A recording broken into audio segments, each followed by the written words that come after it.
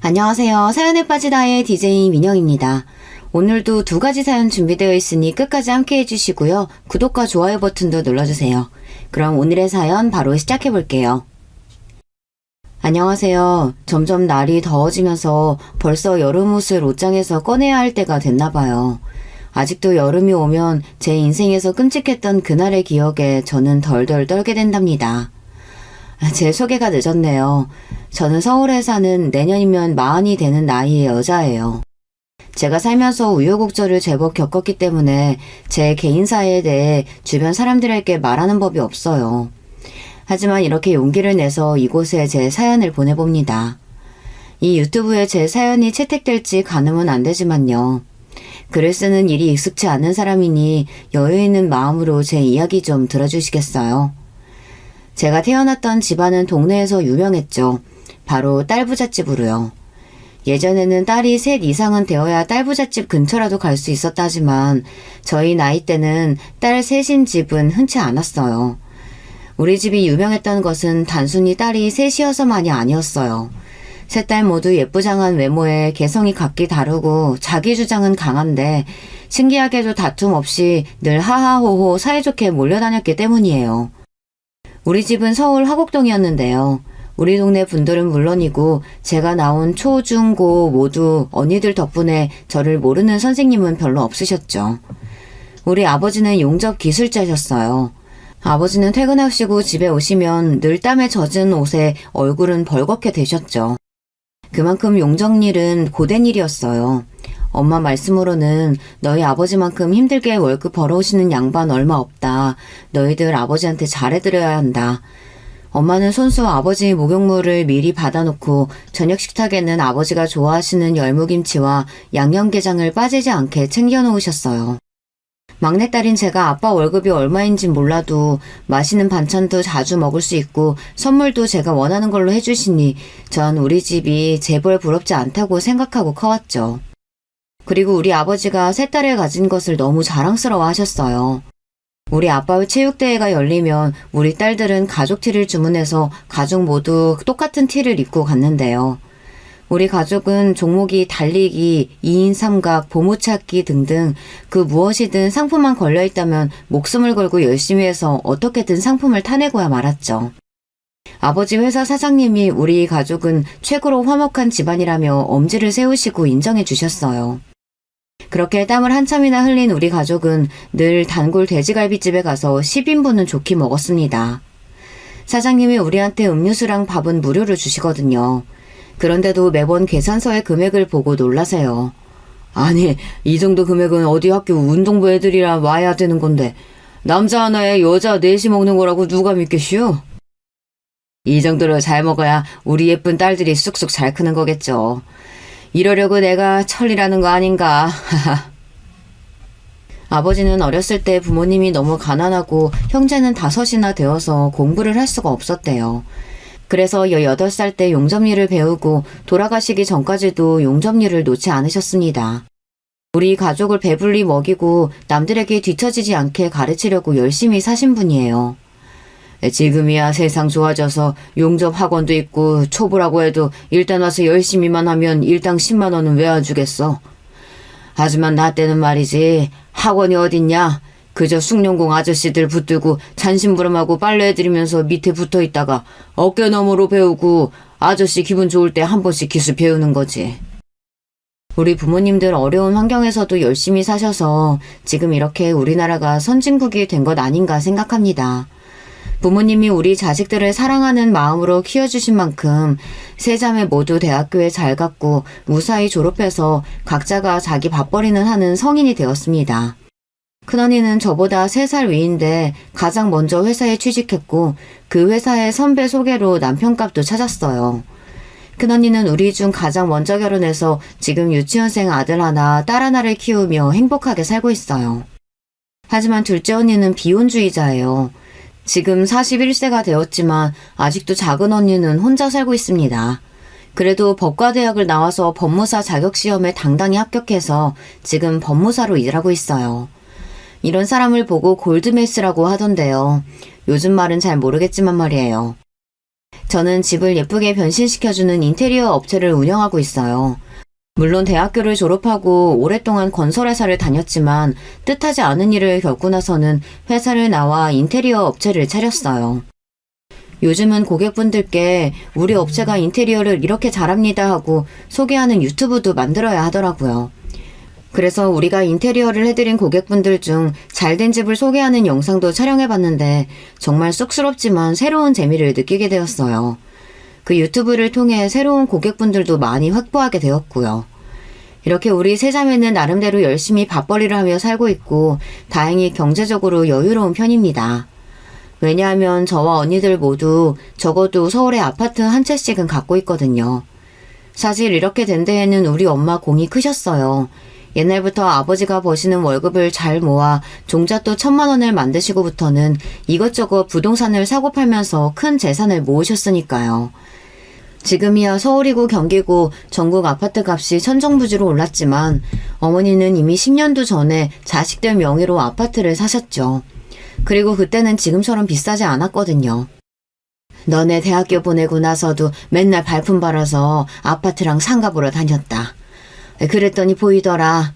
돈이 되는 부동산이 말이야. 지금쯤 너네 모두 아파트를 하나씩 마련해놔야 나중에 후회 안 해.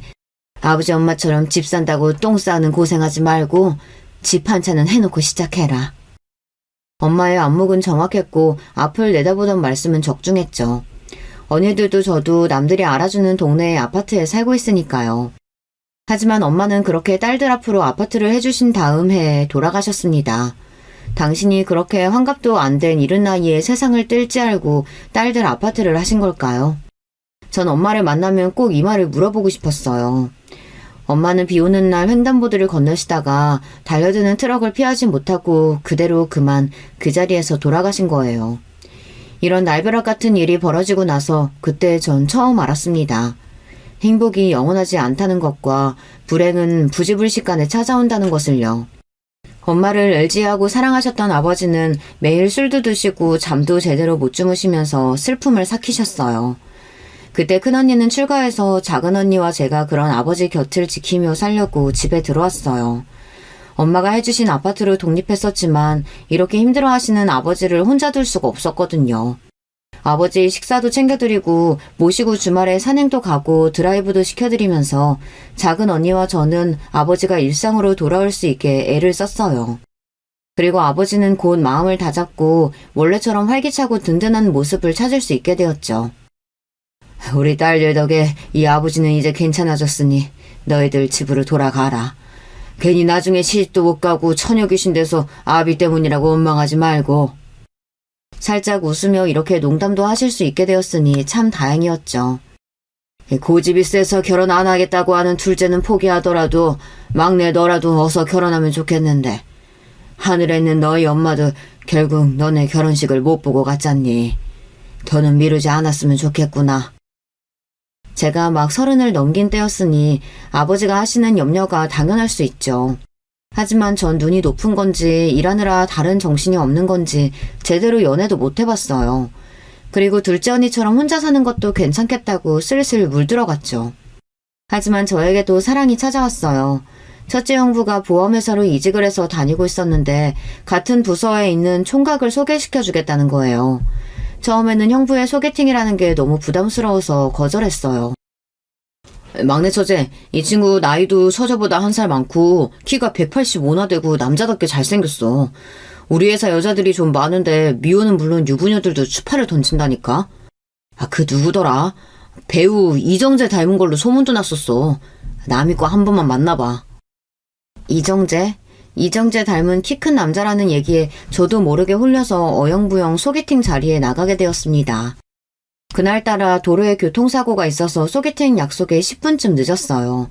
전 잘 늦는 법이 없어서 허둥지둥 뛰어가서 이정재 닮은 꼴을 열심히 찾았죠. 하지만 어디에도 이정재는 찾을 수 없었어요. 그때 제 뒤에서 동굴에서 울리는 듯한 음성이 들렸습니다. 안녕하세요. 소개팅 나온 유세영 씨 맞죠? 전 조성우라고 합니다. 이 과장님 회사 후배예요. 잠깐만. 이정재라니. 형부 진짜 뻥튀기를 얼마나 한 거야. 이정재만큼 잘생긴 남자는 아니었지만 키도 크고 깔끔한 외모에 옷도 잘 입는 남자였습니다. 그와 대화하다 보니 점차 마음에 드는 것은 그 남자의 동굴에 있는 듯한 느낌의 중저음 목소리였어요. 그리고 성우 씨는 저에게 적극적으로 호감을 표현했습니다. 와, 전 첫눈에 세영 씨 알아봤잖아요. 사진보다 더 실물이 눈부시게 예쁘신데요. 건축회사 다니신다더니 무슨 모델인 줄. 여자 키가 왜 이렇게 커요? 170cm도 넘겠다. 어머, 사돈 낱말하세요. 성우 씨야말로 185cm는 되겠는데요? 저는 힐을 신어서 그렇지 168밖에 안 돼요.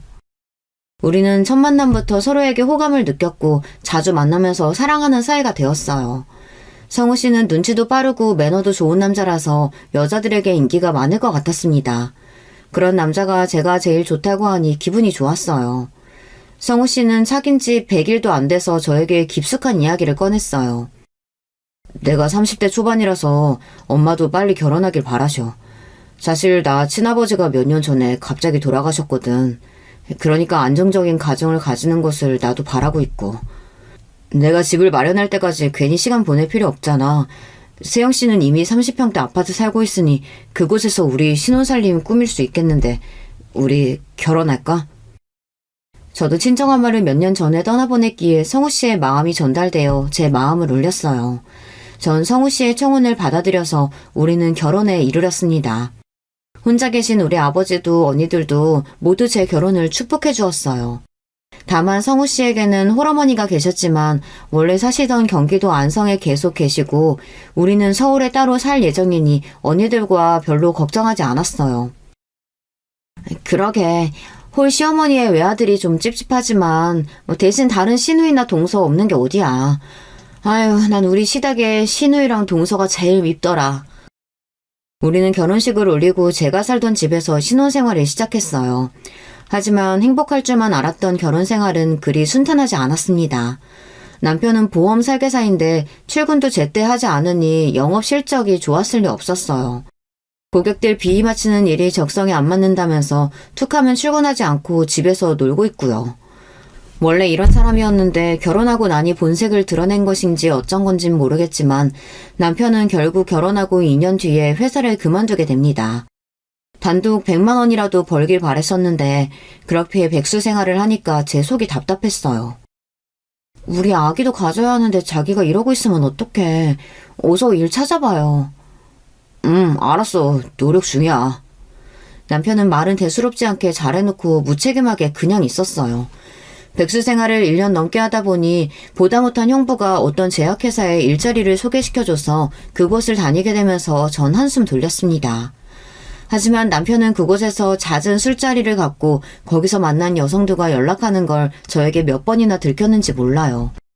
그럴 때마다 남편은 제 앞에서 싹싹 빌면서 그저 고객들이라 친절을 베푸는 것뿐이라며 하고 있으니 저도 별수 없이 경고만 하고 넘어갔어요.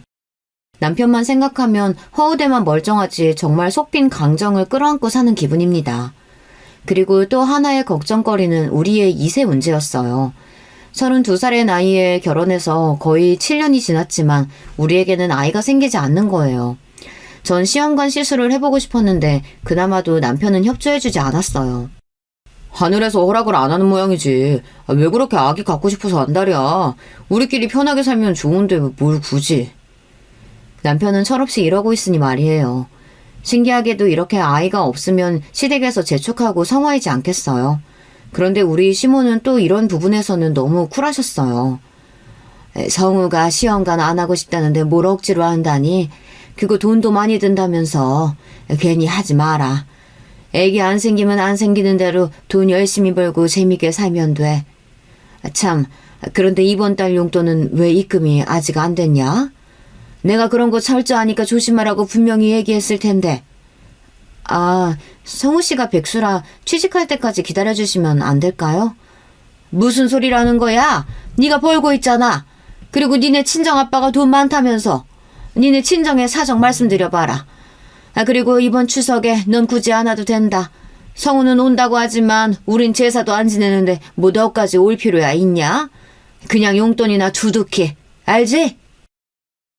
시모는 다른 시모들과 달리 제가 명절에 안 와도 되고 서로 각자 살자는 주의세요. 하지만 돈에 있어서만큼은 절대 양보가 없으십니다. 시모는 60대 초반으로 젊은 편이셨는데 그래서 그런지 유독 아들과 관계가 돈독해 보였어요. 둘이 쏙닥쏙닥 이야기도 자주 하고 저 없이 남편 혼자 안성에 가서 시모를 보고 오기도 하고요. 그런데 뭔가 효도하고 그렇다기보다 둘이 친한 친구 같은 관계? 아무튼 좀 특이했어요. 그리고 더 특이한 것은 위에 이 집안은 자기 남편이자 아버지의 제사를 안 챙기냐는 겁니다. 설령 기독교 집안이라고 해도 제사는 안 지내더라도 추도 예배를 드리면서 기일을 챙기잖아요. 그런데 이상하게 제가 시댁에 온 7년 동안 시모와 남편은 시부의 기일조차 챙기지 않는 겁니다. 니네 시댁 참 이상하다. 다른 사람도 아니고 시부 제사를 안 챙긴다고? 그런 집은 처음 들어. 아무래도 시부가 가족과 사이가 아주 안 좋았나 보다. 생각해보니 시모가 맨날 시부가 무능력하고 성질만 더러웠다고 지 뜻대로만 하고 사는 남자였다고 욕을 자주 했어요. 남편 얘기로도 아빠가 너무 엄하고 자기를 자주 때렸다면서 아빠에 대한 기억이 별로 좋지 않은 듯 했어요. 그래도 돌아가신 아버지인데 너무하다 싶었어요. 저에게 아버지는 너무 좋은 분이고 우리 가족에 대한 흉을 남에게 한다는 것은 상상도 하지 못할 분이라서요. 하지만 시모와 남편이 말한 것만 믿기에는 깨림직했어요.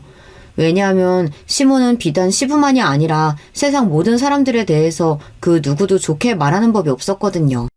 심지어 없을 때는 자기 아들도 욕해요. 이런 시모는 신뢰감이 잘 안 가는 사람입니다. 오로지 자신만이 대단하고 존중받을 만하다는 나르시시즘이 있는 것 같습니다. 하루는 시모와 같이 장을 보러 마트에 갔는데 직원 아줌마가 이러더라고요. 어머, 며느리랑 시어머니 사이 같진 않네요. 이런 말을 하면 보통 어떻게 생각하세요? 대체로 고부 갈등 없이 사이가 좋아 보인다, 뭐 이렇게 생각하지 않나요? 그런데 시모는 대뜸 이랬어요. 그렇죠. 내가 동안이고 미인이라서 며느리랑 어머니 뻘로는 안 보이겠죠. 우리 며느리한텐 내가 괜히 미안하네. 객관적으로 시모는 그냥 60대로 보이고 미인 쪽에도 못 드는데 이렇게 뻔뻔하게 이야기를 하면 마트 아줌마는 뻘쭘한 표정으로 아, 네 하고 마지못해 대꾸하고 분위기가 싸해집니다. 하지만 시모는 그런 분위기를 전혀 눈치채지 못하고 자신의 미모를 인정받아서 신이 난 채로 한동안 기분이 업되어 있었어요. 우리 시모 좀 웃기죠.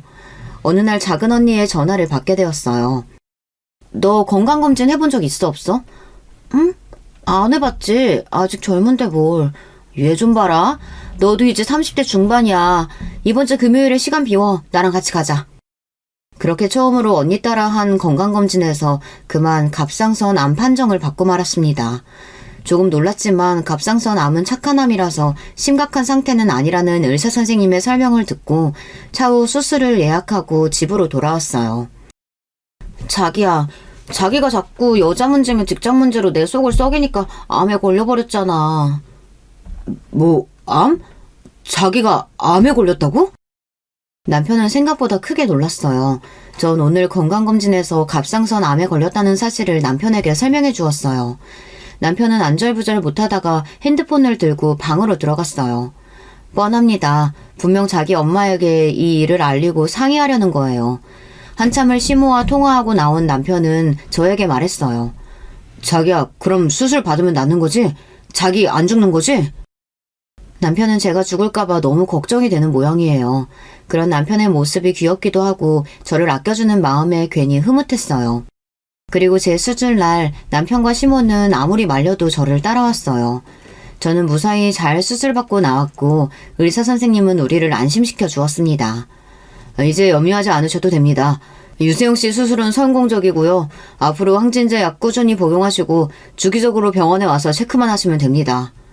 이 말을 듣고 남편과 시모는 다행이구만, 잘 됐어 하면서 안도하셨어요. 저를 이렇게나 걱정해주는 남편과 시모에게 감사한 마음이 들었습니다. 남편이 직장을 옮기고 한동안 잘 다닌다 싶었는데 또다시 회사에 대한 불만을 이야기하면서 그만두고 싶다고 난리였어요. 그리고 이번에는 아예 취업이 아니라 자기가 직접 사업을 하겠다고 나선 거예요. 기술도 경험도 없는 사람이 무슨 사업이겠어요. 게다가 성실하지 못한 남편이 무슨 돈으로 사업을 한다는 건지 이해가 되지 않았습니다. 제가 창업자금을 대줄 수 없다고 단호하게 나오니 남편은 급기야 우리 친정 아빠에게 손을 벌렸습니다. 하지만 우리 아빠가 어떤 분이신데요. 조서방이 성실하게 회사 다니지도 못하면서 무슨 사업인가? 미안하지만 나는 신용도 없는 자에게 돈을 1원도 빌려줄 수 없네. 이렇게 남편은 친정아빠에게 혼만 나서 돌아왔죠. 씩씩거리면서 화가 잔뜩 나서는 집에 있는 저도 무시하고 방으로 들어가서 시모에게 바로 전화를 하는 겁니다. 엄마, 뭐 이딴 사람들이 다 있어? 남편이 사업 좀 한다고 하면 도와줘야 할 거 아니야. 그리고 늙은 딸 걷어준 사위 떠닥들지는 못할 망정. 뭐? 1원도 못 준다고? 내가 그 돈 결국 다 받아낼 거니까 두고 보자. 그 노인네 나이가 몇이지? 그 아내도 일찍 비명해서 했다면서 아비도 올해는 못 살겠다. 아들아, 기다리렴. 기다리면 좋은 날 온다. 지금 네가 흥분해서 화내봐야 괜히 일 그르치니까 천천히 계획을 좀 짜보자꾸나. 우린 서로 알지 않니? 이렇게 잔뜩 흥분한 남편도 그를 달래는 시모의 말도 뭔가 정상은 아니었어요. 전 두 사람이 처음으로 좀 무서워졌습니다. 나름대로 잘 살던 저에게 이제 슬픈 인생의 먹구름이 드리워지기 시작했습니다. 갑자기 친정 아빠가 돌아가신 거예요. 아빠에게 반찬을 주려고 들른 큰언니는 아빠가 집에 혼자 쓰러져 있는 것을 발견하고 병원으로 옮겼지만 이미 아빠는 숨을 거둔 상태셨어요. 정확한 사인은 알 수 없어서 그저 심장마비로 돌아가셨다고만 의사는 말했습니다. 아빠의 장례식을 치르면서 우리 세자매는 너무 슬펐습니다. 엄마 장례식 때는 그래도 아빠가 든든히 지켜주셨는데 아빠까지 가버린 이제 고아와 같은 신세가 되어버렸으니까요. 아빠는 69세, 우리 엄마는 62세의 나이로 세상을 뜨셨죠. 요즘 어르신들 평균 수명에 비하면 참 아쉽기만 합니다. 우리 부모님께서 좀 더 오래 살아주셨으면 그게 너무 아쉽고 또 아쉬워요. 언니들과 서로 의지하면서 겨우 아빠의 장례식을 하고 있던 도중 전 믿을 수 없는 이야기를 듣게 되었어요. 장례식장 후미진 곳에서 시모와 남편이 숙닥거리기에 몰래 들어보니 하는 소리가 이랬습니다. 에이, 그 늙은이 잘 죽었네. 내가 사업자금 좀 빌려달라고 하니까 그렇게 뻗대더니만. 쫌생이 구두쇠영감이 죽어버리니까 내 속이 다 시원하네. 그게 중요한 게 아니고 그 많은 재산 어떻게 한대? 며느리 위로 언니가 둘이나 있으니 이거 싸움 나는 거 아닌가 몰라. 우리가 눈 잘 뜨고 싸움에서 이겨야 돼. 유산 싸움 말이야. 네가 며느리한테 바짝 붙어서 조정 좀 해봐. 응? 이왕이면 지 언니 목까지 다 가져올 수 있게 하란 말이야. 나도 그러고야 싶지. 근데 알잖아요. 결혼한 내내 어찌나 지네 친정을 싸고들면서 자기 친정 식구만큼 좋은 사람들이 없다고 하는지. 아마 내 말은 한 귀로 듣고 흘릴 거예요. 세상에 장인어른이 돌아가셨다는데 좋아하다뇨. 속이 시원하다니. 게다가 우리 언니들이랑 유산 갖고 싸우라고. 뭐 이런 인간 말종 사람들이 있단 말입니까. 하지만 우리 자매는 정말 우애가 깊고 이런 돈 문제로 싸울 일 따위 더더욱 없습니다. 법무사인 둘째 언니가 상속세며 증여세 등을 이전부터 아빠와 논의하면서 재산 정리를 도와주었어요. 그래서 공평하게 3분의 1씩 아빠의 재산을 나눴고 오히려 둘째 언니는 큰언니가 조카들을 키우느라 돈이 더 필요하다며 미혼인 자신은 괜찮다고 큰언니에게 자기 몫을 더 주는걸요. 장례식을 잘 마치고 2주 뒤 세자매가 모여서 둘째 언니가 하라는 대로 인감증명서를 가져오고 인감도장 찍으라는 곳에 찍고 하니 누구 하나 토다는 법 없이 그렇게 평화롭게 유산 절차를 마쳤습니다. 하지만 10억이 넘는 돈이 제 수중에 들어와봤자 전 그렇게 기쁘지만은 않더라고요. 괜히 우리 부모님 목숨값 같기도 하고 저야 그럭저럭 먹고 살 직업도 있고 아이도 없으니 딱히 돈 쓸 곳도 없으니까요. 그보다 내 소중한 가족이 한 분 한 분 떠난다는 상실감에 기운이 축 처져서 집으로 돌아왔습니다. 마침 남편은 집에 있었는데 저를 보자마자 달려왔어요. 자기야, 어떻게 재산 분할은 잘했어? 우리 얼마나 생기는 거야? 남편은 잔뜩 신이 나서는 그렇게 기분이 좋아 보일 수가 없는 거예요. 난 지금 자기처럼 마음이 그렇게 좋지만은 않아. 아마 10억 정도 내 은행에 입금될 거야. 그 돈이 난 반갑지만은 않은데 어떡하지? 눈물이 또 날 것 같이 울컥하는데. 뭐 10억? 아휴, 우리 이쁜 내 마누라. 친정에 복도 많아 돈도 많아. 우리 그 10억으로 뭐 할까? 나 하고 싶었던 그 사업 이제 해도 되겠지? 응? 이렇게 잔뜩 허황된 상상에 젖어 너무 신나 있었어요. 아 참, 엄마가 자기 오면 꼭 집에 데리고 오라고 했어. 안 좋은 일 지내고 나서 몸이 상했을 거라고 맛있는 보양식 했다고 말이야. 그래도 남편과 시모 같은 제 가족이 있어서 쓸쓸한 마음이 좀 위안받는 것 같았습니다. 그리고 다음날 저는 상상도 못한 일을 겪게 됩니다. 여러분 너무 놀라지 마시고 제 이야기를 잘 따라오셔야 해요. 남편은 집에서 쉬고 싶다는 저를 굳이 시모가 기다리고 있는 시댁으로 데려갔습니다. 시댁에 들어가 보니 시모는 뚝딱거리며 분주하게 부엌에서 요리를 하고 있었어요. 시모는 원래 집안일을 잘 안 하는 분인데 이렇게 저를 생각해서 부엌 일을 하시다니 가슴이 찡했습니다. 아이고 얘야 어서 와라. 애 얼굴 상한 것 좀 봐. 그럴 줄 알고 이 시애미가 너 생각해서 맛있는 식사 준비했다는 거 아니냐. 그래 우리 상속재산은 언제 입금된다니? 어머니 저 때문에 이렇게까지 안 하셔도 되는데 정말 감사합니다. 입금은 정확히 언제 되는지는 모르겠어요. 오래 걸리지는 않겠죠. 아 그래 그냥 궁금해서 물어봤어. 자 방에 가서 좀 누워있어라. 아직 밥 다 되려면 1시간 남았으니까. 전 작은 방 침대에 누워서 금방 잠이 들고 말았습니다. 잠이 들고 나자 우리 아버지가 꿈에 보이는 겁니다. 그것도 얼굴이 퍼렇고 잔뜩 성난 눈으로 저를 노려보며 뒷짐을 지고 서 계셨어요.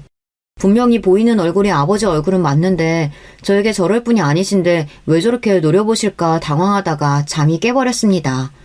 그리고 악몽 때문인지 식은땀도 나고 찌르는 듯한 두통이 생겨서 더 누워있을 수가 없었습니다. 목이 타는 듯한 갈증까지 느껴져서 침대에서 일어나 물 한 잔 마시려고 부엌으로 가고 있는데 또 그 쑥덕쑥덕 하는 소리가 부엌에서 들려왔어요. 본능적으로 저는 부엌 입구 벽에 몸을 숨기고 그 소리에 귀를 기울였습니다. 며느리 쟤 지금 자고 있는 거 맞지? 그동안 며느리 저것이 친정아빠 믿고 거만하게 구는 꼴을 어떻게 참았는지 아니? 바로 이날만을 기다린 거야. 당연하죠. 나도 못생기고 똑똑하기만 한 늙은 여자랑은 더 못 살겠어. 회사나 길거리에 나가봐. 돈만 있으면 나한테 옷 벗고 달려들 젊은 예쁜 여자가 얼마나 많은데.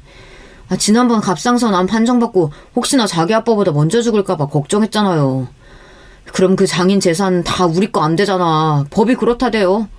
저 아빠가 죽고 나서 아내가 죽어야 장인 재산이 우리 손아귀에 들어온다니까. 그래서 우리가 지금까지 숨죽이고 기다린 거 아니냐고. 그런 거 보면 너도 나도 참 처죽일 못된 것들이야. 그렇지 않아? 니네 아빠 죽고 보험금이 그렇게 조금 나올 줄 누가 알았다니? 그 망할 놈의 보험사. 그 조사가만 아니었어도 5억은 나오는 건데 말이야. 이번에는 실수 없이 그 장인 재산이 쟤한테 간 것까지 두 눈으로 확실히 확인한 거 맞지? 맞다니까요. 저 여자 앞으로 상속 재산이 현금만 10억은 나올 거래. 지금 아파트도 낼 것 될 거고. 우리 엄마 이제 로또 대박 맞았어요. 그래. 내 아들 이제 마지막 작업만 실수 없이 해내자꾸나. 자, 이거 하나면 그 재산들 다 우리 거야. 시모는 남편에게 무엇인가 흰색 가루가 들어있는 작은 지퍼락을 전해주었어요. 저것이 뭘까? 저들이 지금 나를 죽이려고 하는 것이라면 독약이구나. 남편은 시모에게서 받은 지퍼락 속의 흰색 가루를 제 국그릇에 뿌렸습니다. 너무 놀라서 저도 모르게 새어나오는 신음소리를 막기 위해 두 손으로 입을 재빠르게 가렸어요. 그들은 희죽희죽 웃으면서 자기들끼리 저를 깨우러 가야겠다며 식탁에서 떠났습니다. 제가 아까부터 방에서 자고 있는 줄 알고 있을 테니까요. 아빠가 꿈에 나타나서 제가 두통으로 깨지 않았다면, 이상하게도 목이 말라서 부엌으로 오지 않았다면 전 꼼짝없이 저 정체불명의 가루가 들은 국을 먹고 어떻게 되었을지. 저는 그들이 나오자마자 몰래 돌아가서 식탁에 놓여진 제 그릇과 남편의 국그릇을 뒤바꿔 버렸습니다. 그리고 저는 방에 없다며 찾는 세 사람에게 화장실에 있다고 변명했어요. 시모와 남편은 밥 차려놨으니 어서 먹자면서 절 부엌에 데려갔습니다. 우리 셋은 식탁에 둘러앉아 밥을 먹기 시작했습니다. 그들은 저를 호시탐탐 노려보면서 긴장을 하고 있었고요. 전 그들의 계략을 모르고 당하는 척 제 국그릇을 남편의 것과 바꾼 것을 들키지 않을지 긴장하면서 있었죠. 분위기는 어색하고도 냉랭했습니다. 아무도 수저를 들지 않고 서로의 눈치만 살폈죠.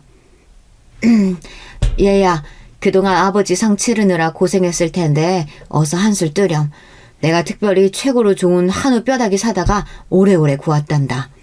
다 너 건강하라고 말이야. 어서 먹어봐. 뭐? 더 건강하라고? 나를 죽이려고 몰래 약까지 타놓고서 저렇게 말하는 시모가 정말 악마처럼 보였습니다. 하지만 저는 이성의 끈을 놓을 수 없었어요. 아무것도 모르는 피해자처럼 연기를 하며 저는 숟가락을 들었습니다. 제가 먼저 먹어야 그들이 안심하고 자기들이 준비한 독약을 스스로 먹을 테니까요. 저는 손이 약간 떨렸습니다.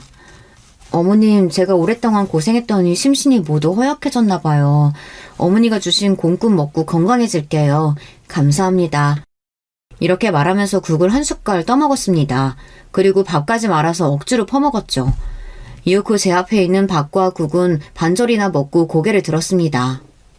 시모와 남편은 존눈을 크게 치켜뜨고선 제가 밥 먹는 모습을 지켜보기만 했어요.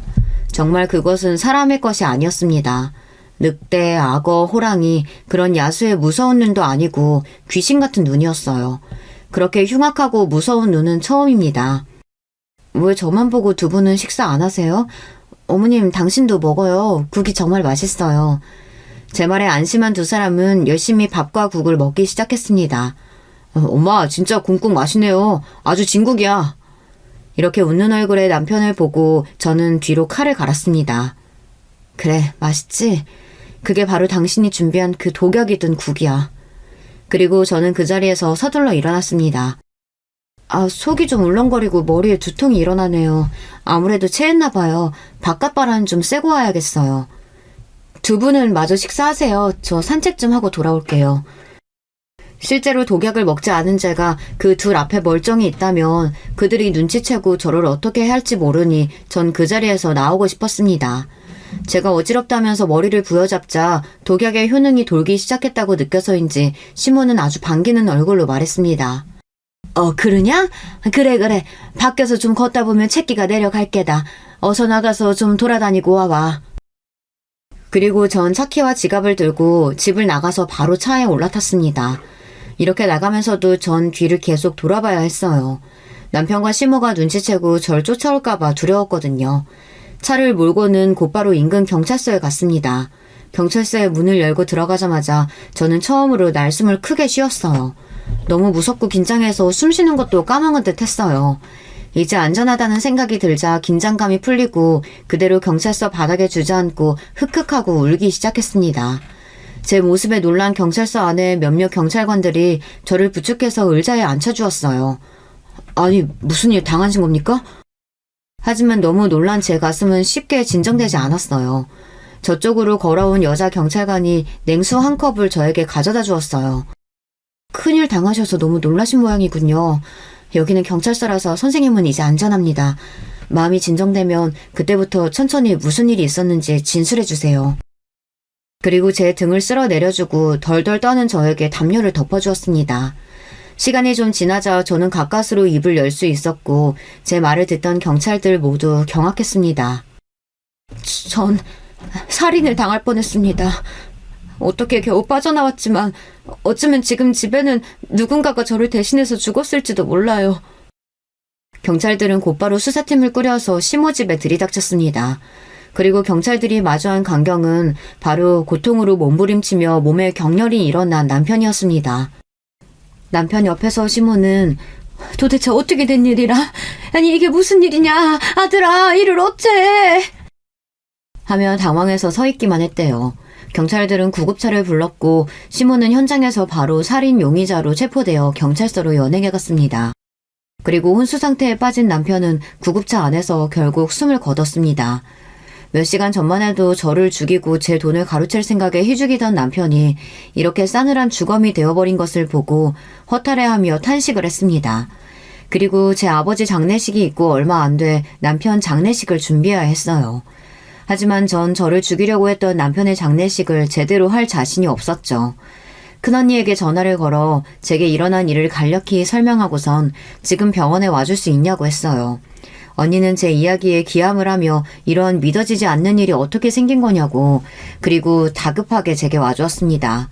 작은 언니도 함께 말이에요.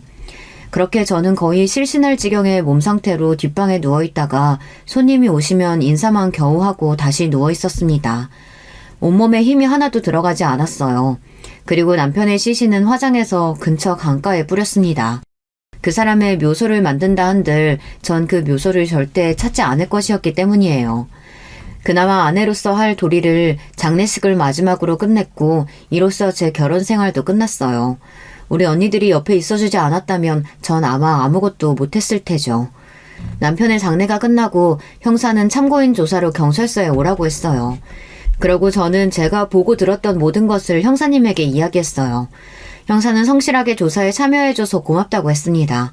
그리고 저에게 혹시 시모는 어떻게 하고 있는지 궁금하냐고 물어봤죠.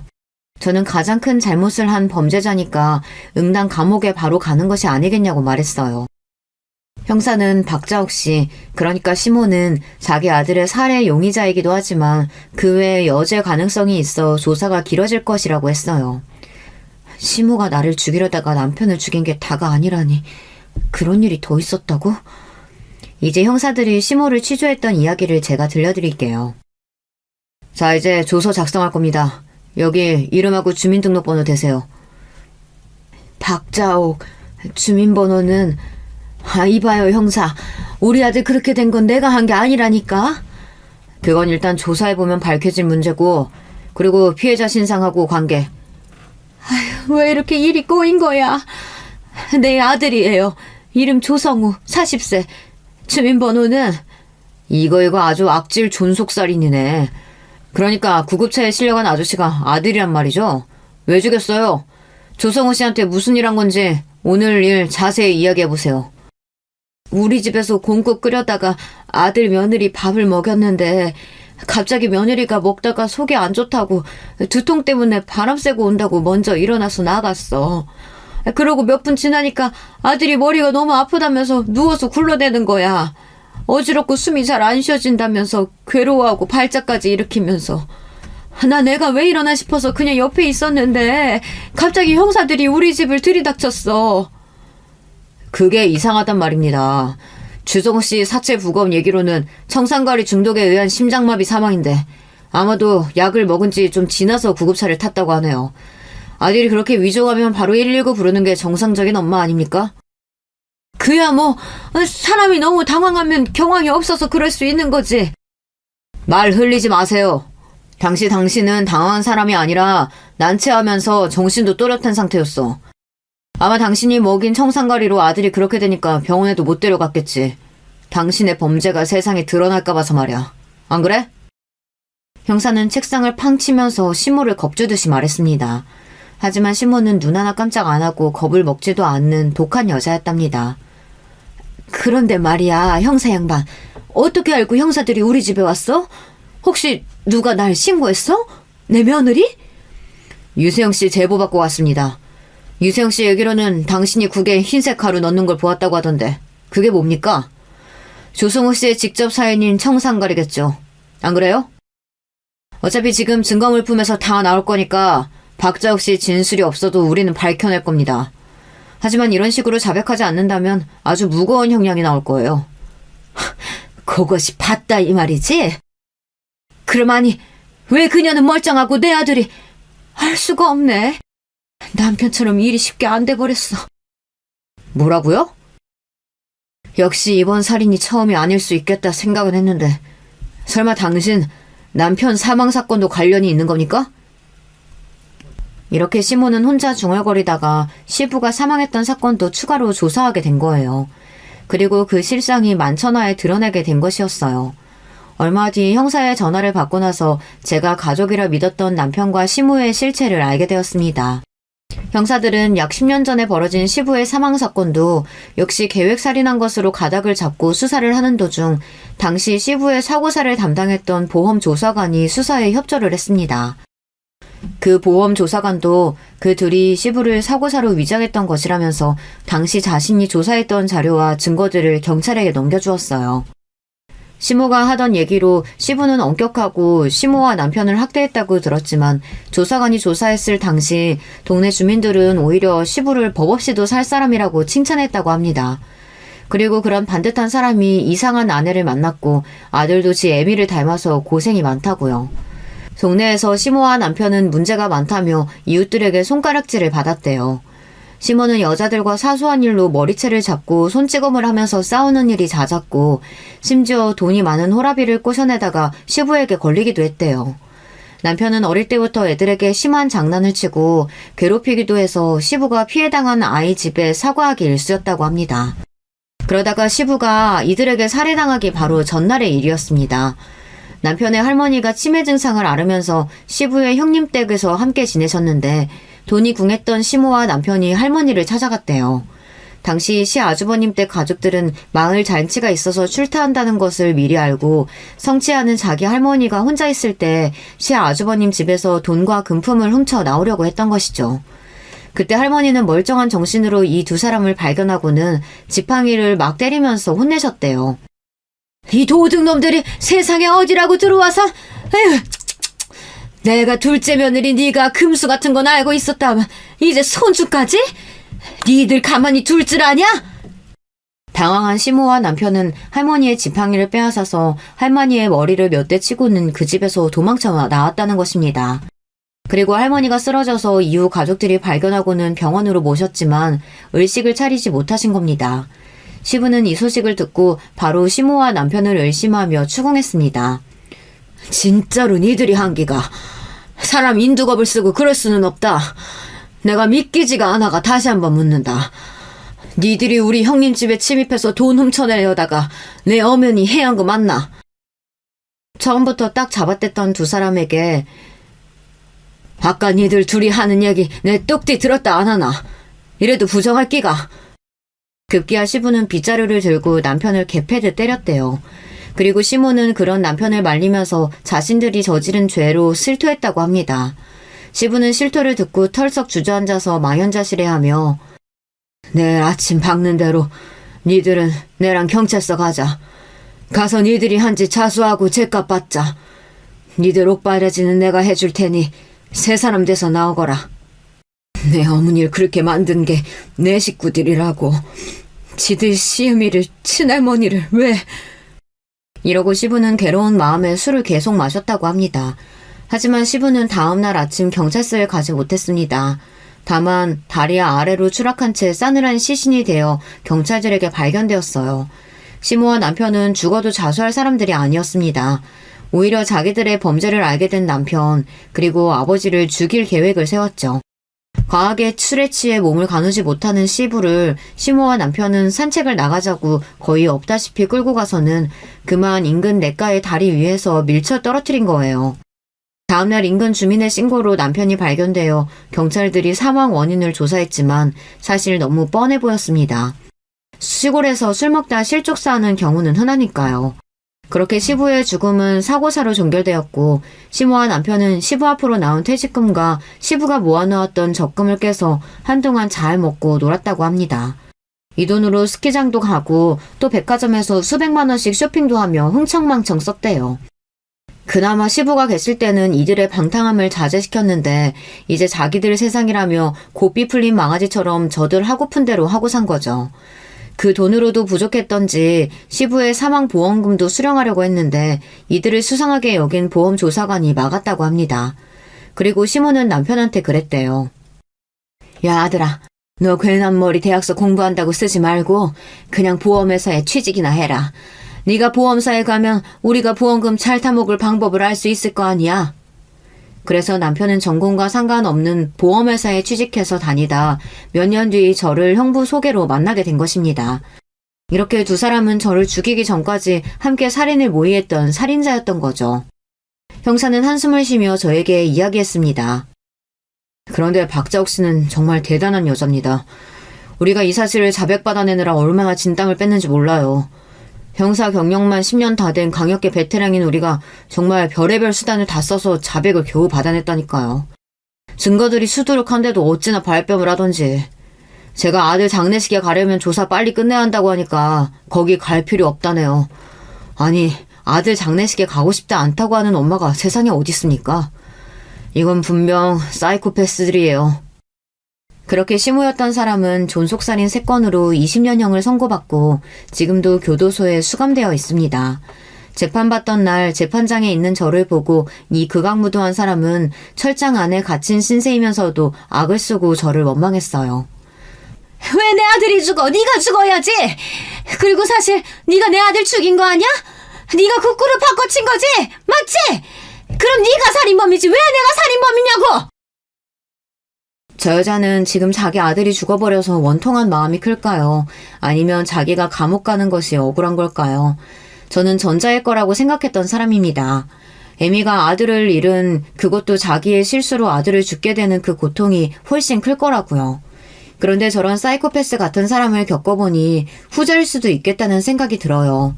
우리가 상상할 수 없는 생각과 행동을 하는 자들이더라고요. 절대 교화될 수 없고 정상적인 사람들과 분리해야 하는, 감옥에서 밥 먹고 똥 싸며 살게 두는 것도 아까운 인간이라고요.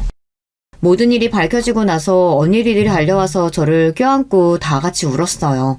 하지만 저에게도 다가오지 못하고 저 멀리서 형부가 눈시울을 붉어져서는 처제 미안해. 정말 미안해. 내가 그런 나쁜 새끼 소개시켜주지만 않았어도 하며 미안해했어요. 당신은 꼴도 보기 싫어요. 어서 집에 가지 못해요? 지금 어떻게 우리 막내 앞에서 얼굴을 들고 볼 수가 있어? 큰언니 그만해. 형부 잘못 아닌 거 알잖아. 내가 박복해서 남편 복이 그 정도였던 거지. 그래도 큰일 당하지 않았으니 됐어. 형부도 울었는지 얼굴 말이 아니다. 그만 구박해. 그래도 언니가 너무 미안해. 우리 언니들이 저를 지켜줘서 전 이렇게 큰 소용돌이를 잘 극복해 나갈 수 있었어요. 전 이날 이후로 밥상에서 국을 치워버렸습니다. 그날 이후로 국그릇은 쳐다도 보지 못해요. 너무 경악할 일을 겪고 나니 제 마음도 황폐하고 두려움만 가득 찬 사람이 되어버렸습니다. 그나마 사연에 빠지다에 있는 이야기들을 들으면 조금 마음이 진정되곤 해요. 구독자 여러분, 저는 어떻게 하면 좋을까요? 이제 사람은 절대 못 믿을 것만 같아요. 저에게는 이제 친정 부모도 없고 남편도 시댁도 없습니다. 자식이 없어서 늘 안타깝고 그랬었는데 이제와 보니 하늘이 구하신 것이 아닌가 싶어요. 남편이나 시모의 그런 범죄자의 DNA가 유전된 아이가 태어났다면 그것 또한 비극의 연속이지 않겠어요. 저는 크나큰 범죄에 휘말렸던 트라우마를 극복하면서 겨우 지내게 되었습니다. 이렇게 제 이야기를 공개적인 곳에 보내게 된 것도 제겐 많은 용기가 필요했으니까요. 제 이야기 들어주신 분들께서는 저 같은 일 당하지 마시고 악질적인 사람을 잘 피하시고 지내셨으면 좋겠습니다. 그럼 이만 저의 이야기를 끝낼게요. 들어주셔서 감사합니다. 여러분, 두 번째 사연 시작하기 전에 좋아요, 구독 꼭 눌러주실 거죠? 그럼 두 번째 사연 바로 시작합니다. 안녕하세요. 저는 사연에 빠지다를 정말 좋아하는 여성 애청자예요. 저에게 있었던 일을 허심탄회하게 나눠보고자 사연을 신청했습니다. 저는 되게 가난한 환경에서 자라온 사람이에요. 제 아버지께서 한탕을 누리시면서 도박에 손을 대면서부터 가세가 확 기울었습니다. 제가 중학교 졸업 직전이 되었을 무렵에는 무려 집에 빚맛 2억 5천가량이 쌓여 있었고요. 3년도 안 되는 기간 안에 이사만 4번을 다녔어요. 저와 남동생의 학교 생활은 먹구름 가득이었죠.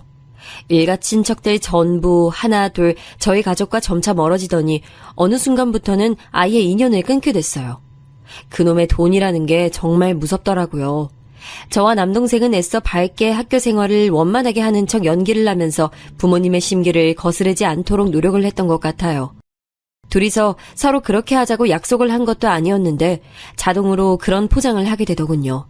하지만 저희 남매의 노력에도 불구하고 상황은 악화되기만 했으며 부모님의 관계는 파국으로 향해 갔죠. 어느 날 밤이었어요. 술에 취해 늦게 귀가하신 아버지를 향해 엄마가 이렇게 말씀하시더군요. 왜 기어들어와요? 뭘 잘했다고 오늘도 죽지 않고 살아서 돌아왔냐고. 차라리 죽어버리지. 어떻게 해서든지 그 목구멍에 술병 처박을 생각만 하느라 머릿속엔 아무 근심 걱정도 없죠. 그러니까 어디 번듯한 일자리 다시 찾아볼 생각도 안 하고 쓸데없이 막노동판을 전전하면서 그것조차 제대로 못 해내고 술병 나발을 허구한 날 불어대는 거잖아. 뭐야? 이 옆에 내가 돌았나 아니면 미쳤나? 요즘 잠잠하게 이 쳐닫고 사는 것 같아서 드디어 그놈의 잔소리에서 해방됐나 했더니 갑자기 이렇게 확 지랄을 내대네. 야, 이 여편네야. 누구는 막노동 하고 싶어서 하는 줄 알아? 누가 번듯한 직장 안 다니고 싶어서 이러는 줄 아냐고? 나도 이렇게 살고 싶어서 사는 게 아닌데 내 속은 아무도 몰라주고 그 누구 하나 위로해주지 않으니까 내가 이렇게 술로 달래는 거야. 아이고, 그래서 뭐요? 당신이 또 세상에서 가장 불쌍하고 억울한 사람이라고 그 얘기하고 싶어서 이러는 거예요? 누가 도박 안 하면 가만 안 둔다고 당신에게 윽박지르기를 냈어? 아니면 강제로 도박판에 끌고 가기라도 했어? 스스로 걸어 들어간 지옥길. 그러면서 자기 처자식도 같이 끌고 들어갔으면 미안한 줄을 알고 반성하고 살아도 부족할 판에 뭐가 어쩌고 저쩌요? 그날따라 엄마의 감정이 무척 격양되어 있었어요. 단칸방과도 같았던 좁은 집, 자는 척하면서 이불을 뒤집어 쓰고 누워있던 남동생과 부모님께 차마 교복 구입 이야기를 꺼낼 수 없어서 고개를 떨군 저에게 엄마의 그 울분에 찬 감정이 그대로 전달되어 오더군요.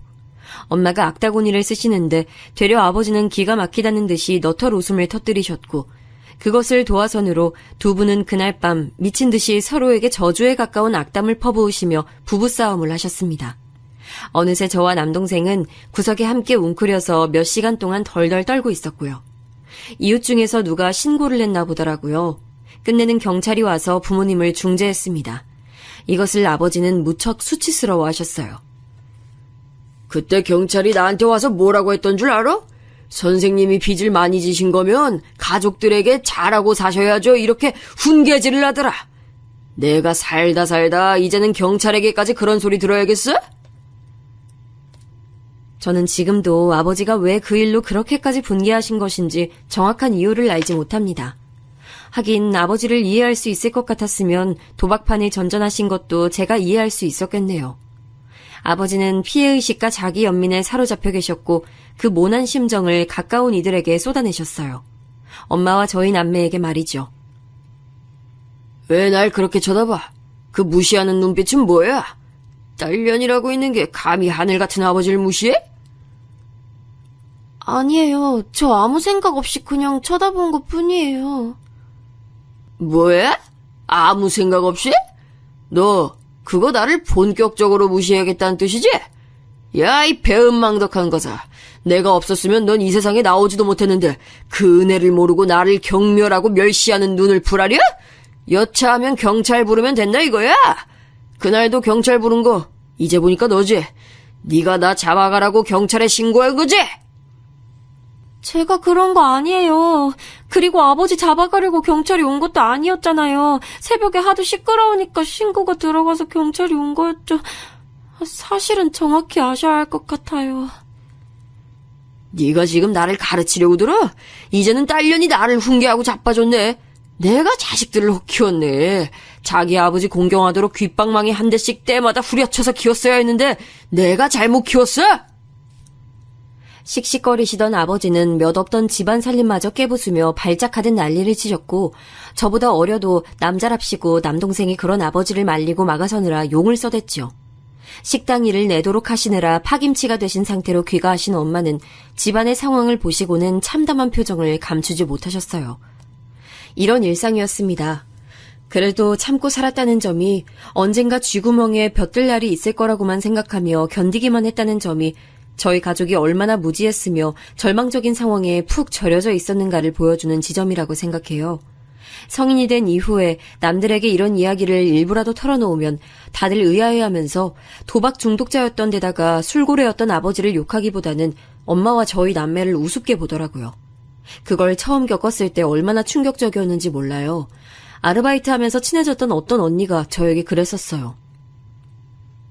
너희 어머니 진짜 이상하신 분 아니야?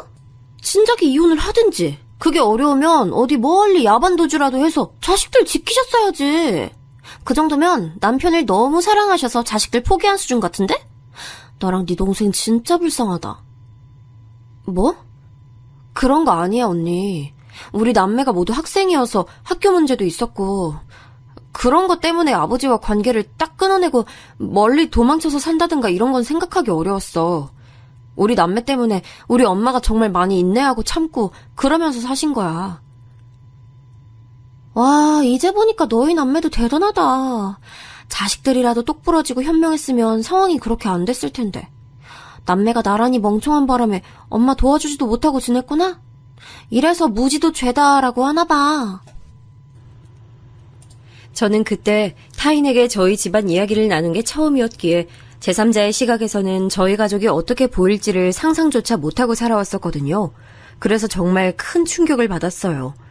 남들의 눈에는 어쩌면 잘못을 저지른 아버지보다도 더 거슬려 보이는 게 엄마와 저희 남매일지도 모른다는 생각을 처음 해보니까 피가 차갑게 식는 느낌이었습니다.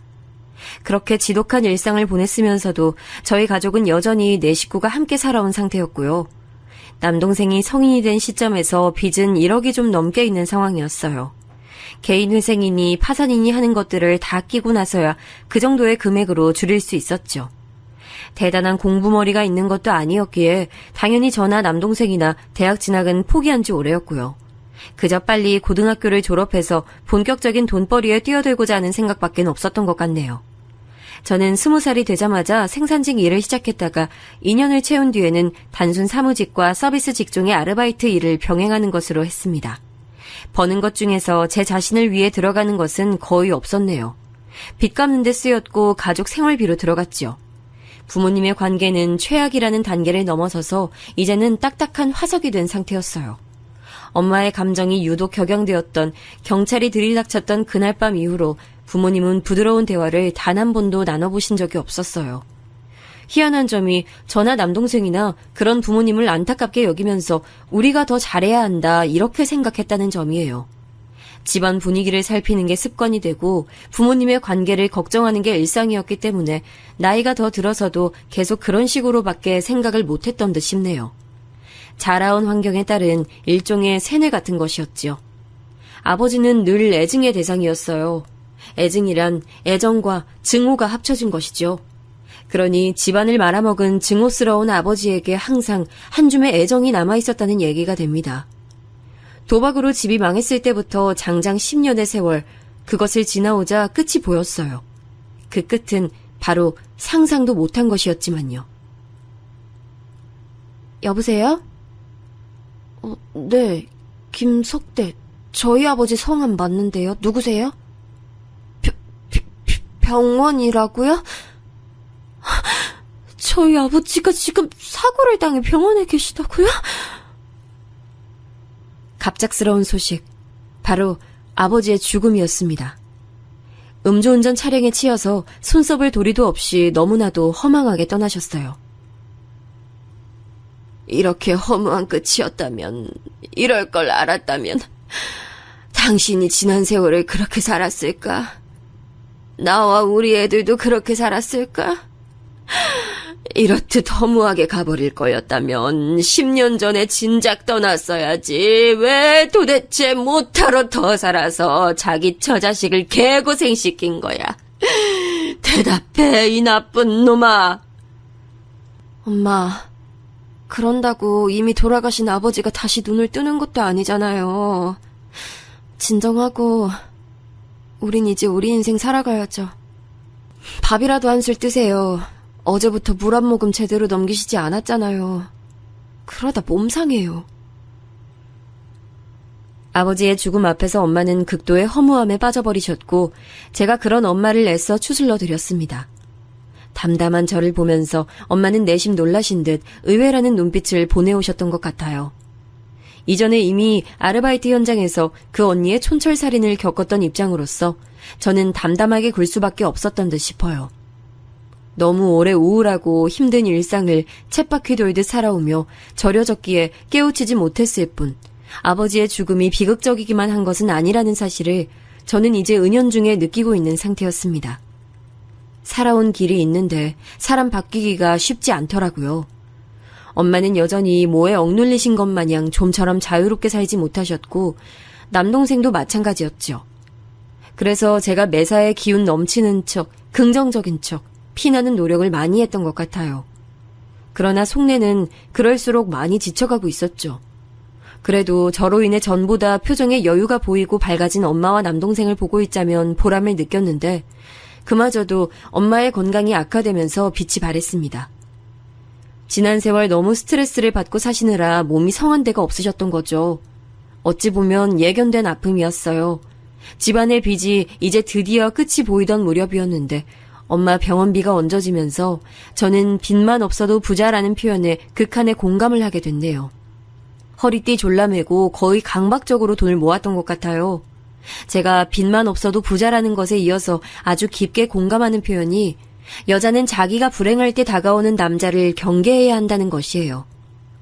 축적되어 있는 제 외로움, 고단함, 이런 것을 알아봐주는 남자가 생기자 제가 정신을 못 차리더군요. 제 상황과 형편에 연애 따위는 사치라고 생각해서 그간 멀리해왔기에 그 남자는 제 인생의 첫 연애 대상이었어요. 난 너의 노력과 희생을 다 꿰뚫어 볼 줄 아는 남자야. 너도 느끼지? 난 네가 그렇게 살아올 수밖에 없었다는 게 너무 슬프고, 그리고 정말 대단하다고 생각해. 나 살면서 그런 공감은 처음 들어봐. 나를 알아주는 것만으로도 정말 고맙고 감동이야. 오빠 같은 사람 만나서 갑자기 내 인생이 풍요로워 보여. 시간이 지나면서 저는 그 남자에게 더욱 빠져들었고 많은 것을 퍼줬죠. 누군가를 위해 희생하며 베푸는 건 이골이 날 대로 난 저였기에 그것이 어렵지 않았던 듯 싶네요. 저보다 한 살 위였던 그 남자는 대학을 졸업한 이후 만년 취업 준비생이었고 언젠가 대기업에 취직할 것이라는 포부만 가지고 있었습니다. 그것을 위해 자격증 공부를 한다고 했고요. 고졸인 제가 그런 것의 생리를 안다면 얼마나 알았겠나요. 식견도 좁았기에 그 남자가 그렇게 말하면 그저 그런 줄로 알았어요. 만난 지 1년이 다 되어가도록 취직은커녕 면접 잘 보고 왔다는 소식도 없었던 그 남자였지만 저는 묵묵하게 성과를 기다려줬고 제가 할 수 있는 모든 것을 다 지원해줬어요. 그런 저에게 그 남자는 늘 고마워했고요. 너처럼 대단한 여자를 내가 만나고 있다는 것 자체가 내 인생 최고 행운인 것 같아. 늘 고마워. 사랑하는 연인 사이에 이런 것쯤 난 당연히 해주는 거라고 생각해. 오빠가 자리 잡을 때까지 나 기다릴게. 그것으로 족하다고 여기며 지내던 어느 날, 제가 주말에 그 남자의 자취방에 가서 청소를 해주고 있었어요. 여느 때처럼 말이죠. 그 남자가 노트북을 하다가 씻으러 욕실에 들어갔는데 평소와는 달리 화면을 안 끈 겁니다. 그리고 노트북에 깔린 카카오톡 알림이 떴고 제가 무심코 그걸 보고 말았어요. 자기 친구와의 대화방에서 그 남자는 저를 호구라고 칭하고 있었습니다. 세상에 이렇게 부려먹기 좋은 호구는 또 없을 거야. 은행 ATM 가서 돈 뽑는 것보다 걔한테 돈 뜯어내는 게 더 빠르고 간편해. 이런 내용을 보고 정신이 아득해졌어요. 심지어 다른 대화방을 보니까 저 말고 딴 여자와 만남을 가지고 있었더군요. 저에게 자격증 시험비를 받아서 그 여자와 데이트를 했다는 걸 알고 저는 조용히 짐을 챙겼습니다. 휴대폰에서 그 남자의 번호를 차단하고 떠났죠. 노트북 화면에 대화방이 떡하니 떠 있었으니 그 남자도 변명할 거리가 없었을 거예요. 저를 찾아오지도 않더라고요. 이 부분이 너무 비참했네요. 사랑도 뭣도 아니었구나 하는 게 실감나서요. 이런 나날을 거쳐서 제가 남편을 만나게 된 거였죠. 참고로 그때 시부모님은 이혼을 하신 지 3년 정도 된 시기였네요. 부모의 이혼을 겪긴 했으나 남편은 금전적으로 딱히 어려움을 겪어보진 못하고 살아온 사람이었어요. 직업도 벌이도 당연하다면 학력까지 저보다 앞섰고요. 심지어 인물도 괜찮았어요. 저는 저 같은 배경을 지닌 여자가 그 정도 되는 남자와 연애를 하고 또 청혼까지 받게 됐다는 것에 너무 감격해서 어쩔 줄 몰라 했어요. 저를 호구로 취급했던 남자를 겪어봤기에 저에게 금전적인 것을 일절 요구하지 않는 남편을 보며 저는 감동까지 했습니다. 제가 그 전에 남자를 겪어보지 못했다면 남편의 구애 앞에서 머뭇거렸을지도 몰라요. 하지만 똥차를 겪어봤기에 벤츠의 존재감을 알 수 있었던 것이죠. 남편이 저를 만났던 시기에 그때 남편은 회사에서 겪은 일련의 사건들로 많이 지치고 힘든 상태였어요. 그런데 저는 힘든 거 누르고 사귀면서 화병 걸린 사람을 오래 봤거든요. 바로 제 엄마요. 그런 엄마를 위로하고 기운 북돋아주고 제 자신이 씩씩한 척 연기를 하면서까지 엄마를 힘내게 하려고 저는 그랬었죠. 그래서 자연스럽게 남편에게도 그런 행동이 나갔나 봐요. 난 사실 우리가 겹치는 지인이 한 명이 있어서 우연히 만나게 되어 사귀게 된 것일 뿐 우리가 운명적인 사이라고 생각한 적은 없었거든? 그런데 너와 만난 시간들을 곱씹어 보니까 내가 널 만난 건 운명이라는 생각이 든다. 너 아니었으면 난 그때 힘들어서 속이 다 문드러졌을 거야. 너 같은 여잔 내 인생에서 다시는 없을 거란 생각이 들어. 그러니까 내 말은 나하고 결혼해주면 안 될까? 감정 표현에 서툴고 이건 이거라고 가르쳐주지 않으면 모를 정도로 고지식하고 외골수 같은 면모가 강한 남잔데 자기 나름의 최선을 다해서 저에게 진심을 드러내는 모습에 제가 정말 감격했습니다. 그러나 제가 간과하고 있었던 존재가 저에게 자신의 존재감을 드러내며 다가왔으니 바로 제 시어머니 되시는 분이었죠. 우리 아들, 이게 도대체 무슨 일이야? 이런 덜 떨어지고 하등 볼 것 하나 없는 여자하고 넌 정말 결혼을 하겠다는 거야? 아우, 정신 차려, 우리 아들. 엄만 너를 고작 이런 여자하고 붙여주려고 널 그렇게 잘난 남자로 키운 게 아니야. 인사를 드리러 갔던 자리였어요. 이미 저에 대해 들으시고는 굉장히 탐탁지 않으셨던 모양인지 제가 등장했을 때부터 눈에 힘을 주고 저를 째려보셨고요. 제가 딱히 별 말씀도 안 드린 채로 얌전히 있었건만 먼저 악을 쓰시더라고요. 옆에서 남편은 예상 외의 난감한 상황에 이러지도 못하고 저러지도 못하는 모양새로 한숨을 쉬고 있었습니다. 저는 당신의 가슴을 치시며 개탄하시던 시어머니의 모습에 그만 저도 모르게 눈물이 고이고 말았어요. 너무 속상해서 그랬습니다. 그러자 시어머니께서는 저에게 삿대질을 날리시며 코웃음을 치셨죠. 아들, 자, 이것 좀 봐라. 이런 식으로 나오지도 않는 눈물 짜내려고 애쓰는 여자들 있지? 바로 이런 여자들을 경계하고 조심 또 조심해야 되는 거야. 남자한테서 동정표 얻어내서 그걸로 등쳐먹는 여자들이 다 이런 거라니까는. 엄마, 전 이미 이 여자가 내 인생 마지막 여자다 이렇게 속으로 정해놨어요. 결혼하기로 한 결심 절대 가볍게 한 것도 아니고요. 뭐시 어쩌고 저째? 네가 보통 가정스러운 것이 아닌 여시한테 단단히 돌렸구나. 인물도 그저 그래, 직장도 그저 그래. 집안 배경은 아예 결혼할 가치도 없는 상대하고 대뜸 결혼을 하겠다니. 아이, 그것도 뱃속에 애가 들어선 것도 아닌데. 그렇다면 네가 홀린 거지. 우리 아들, 제발 엄마 말 듣고 정신 차려. 엄마가 이런 말 하긴 좀 민망하지만 인생에서 이혼을 겪어본 사람이잖니? 딱 보면 100년 해로를 할지 안 할지 구분이 돼. 넌 이 여시하고는 절대 무탈하게 살 수가 없어. 엄마가 아버지하고 사이가 안 좋으셨다곤 하지만 두 분이 부부의 연을 맺으셨기에 제가 세상에 태어날 수 있었고, 그래서 저는 엄마와 아버지 사이가 어찌 되었든 간에 늘 두 분께 감사하게 생각하며 살아왔어요. 저도 자식이 감사해야 하는 부모가 되고 싶어요. 그 부모 역할 저는 지금 이 여자랑 하고 싶다고 말씀드리는 거고요. 남편은 몹시 난처한 듯 표정을 지으면서도 다만 할 말은 조목조목 하더라고요. 저는 남편이 자기의 의견을 이렇게 똑바로 그리고 길게 이야기하는 것을 이때 처음 봤어요. 연애 기간이 그리 길지도 않았을 뿐더러 남편은 자기가 회사에서 이리 치이고 저리 치이며 일을 하는 사람이기에 퇴근하면 절대 소모적으로 입을 열고 싶지 않다고 했거든요. 그래서 말수 자체도 적은 사람이었건만 이렇게 분명하게 자기 뜻을 고집해줄 줄이야. 놀란 제가 눈물을 훔치며 감동을 받고 있으려니 시어머니의 불타는 시선이 저에게 꽂혔습니다. 우리 아들이 전에 없이 이렇게 구는 걸 보면 정말 결혼하고 싶을 만큼 사랑하긴 한가 봐. 군대 다녀온 이후로 엄마한테 눈 똑바로 뜨고 반박하는 모습을 보는 건 이번이 처음이네, 우리 아들. 그래, 내가 엄마로서 우리 아들이 이렇게나 이 결혼하고 싶다는데 더 이상 대놓고 용 쓰면서 반대하다니 민망해서 그건 안 되겠네. 시어머니께서는 못마땅하다는 기색을 감추지 못하시면서도 말씀은 그렇게 해주셨어요. 허락의 의미였죠. 저는 날아갈 듯 기뻐서 이때부터는 행복한 눈물을 흘렸습니다. 옆에서 남편이 저를 달래줬고 그 광경을 보면서 시어머니께서는 남몰래 혀를 끌끌 차시더라고요. 하지만 전 괜찮았어요. 허락만 받으면, 결혼만 하고 나면 시어머니께 잘할 자신이 있었거든요. 친정엄마는 남동생이 자기가 결혼하고 나서도 쭉 모시고 살 거라며 호언장담을 해놓은 상태였으니 저는 결혼해서 저의 시댁에 온전히 발을 빠뜨려도 될 것만 같았어요. 비록 시작은 별로 좋지 못했지만 끝은 화기애애한 고부관계를 꿈에 그리며 저는 어느덧 결혼식을 올리고 난 새댁이 됐습니다. 저 결혼한다고 하니까 엄마가 많이 우셨어요. 너무 좋아서 그러신 거였는데 그 모습을 보면서 반드시 행복한 결혼 생활을 이어나가리라는 다짐을 몇 번이고 새겼습니다.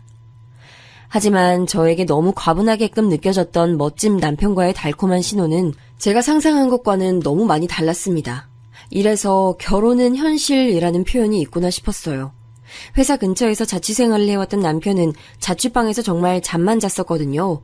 회사에서 밥이 나오니까 대부분 끼니는 밖에서 해결을 했고 자취방에서는 일절 무언가를 하지 않았어요.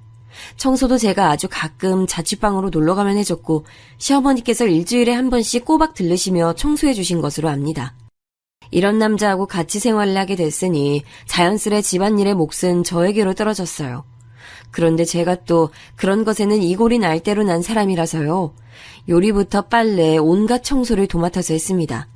저도 남편만큼 좋은 곳은 아니어도 직장에 다니는 몸이었기 때문에 퇴근하고 나면 정말 피곤했어요. 그리고 저도 더 어린 나이일 때야 체력으로 밀어붙여서 하는 것들이 많았지만 이제 나이가 좀 들었더니 피로가 금방 쌓이더라고요.